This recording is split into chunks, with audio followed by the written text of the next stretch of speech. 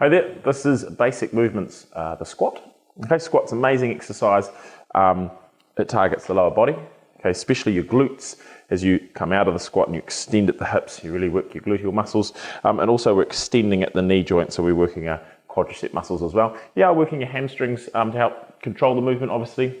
And you are using your calf muscles to a degree as well, but mostly you're going to really be targeting your knee extenders and your hip extensions with your quads and your glutes. Okay, it does also have a element of your core as well. It's such a good exercise. You can do so many different variations with it, you know, with weights, with Swiss balls, with jumping squats, all sorts of stuff.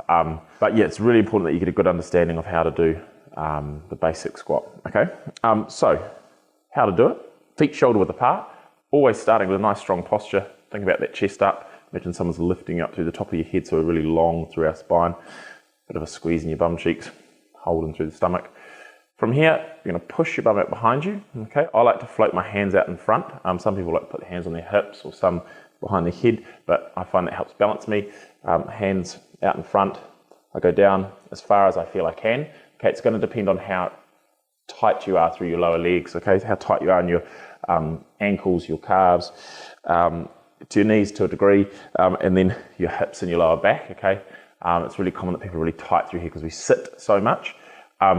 So yeah, just go down as low as you feel you can. Don't force it and then lose your technique or lose your form, okay? Always prioritize technique and posture and form over how low you go or how much weight you do or how many reps you do, okay? Your knee position as well, as you go down into the squat, it's really important that you keep your knees in line with your toes, okay? Or I like to see or think of my knees being on the outside, my kneecaps being on the outside of my big toe, okay? And that comes from your feet, the arches in your feet. My feet roll in, my knees roll in. As I go down into the squat, I'm doing this, and it's putting a lot of pressure on the outside of my hips as well. Okay, we want the body to be nice and square for the squat. So kneecaps on the outside of your big toes, going down as low as you feel you possibly can, and trying to keep a nice upright chest. Try not to hunch forward, okay? It's probably better if you see that side on. So think about that spine being nice and straight. It should have a pretty straight line from my ear, shoulder, down to my hip, yeah? You don't want to be rounding like this. And again, especially if you're in the gym and you're lifting weight, the stress that puts through your back is pretty scary, kind of pretty risky, okay? There's a lot of injuries happen from bad squat technique.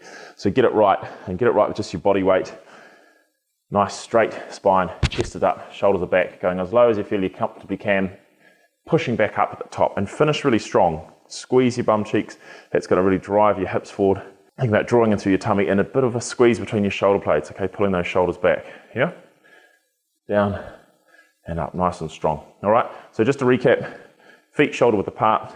You go down, keeping the knees on the outside of your big toes, the kneecaps on the outside of your big toes.